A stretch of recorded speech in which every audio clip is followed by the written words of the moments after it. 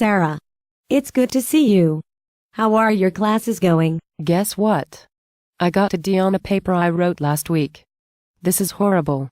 I think my professor must have made a big mistake. I'm about to send him an email to ask him to fix my grade. You sound really upset. I'm sorry about your grade. I know how hard you worked on the paper. I can understand why you're angry. Do you mind if I take a look at your email?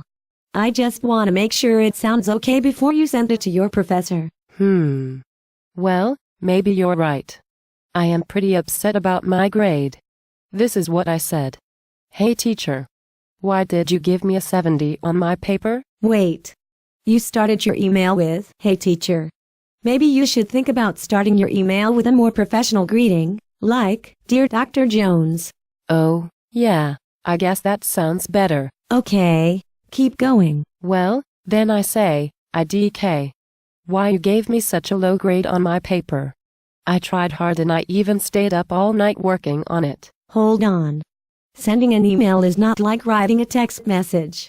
Make sure you spell out each word and capitalize the first words of every sentence.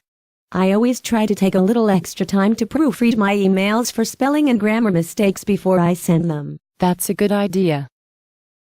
So did you ask to make an appointment with your professor to talk about your grade in person? Well, no, but I told my professor that he needed to fix my grade. Alex, that's not an appropriate thing to say to your professor. Why don't you try asking to meet with him in his office instead? Maybe then he can explain what he was expecting on the assignment.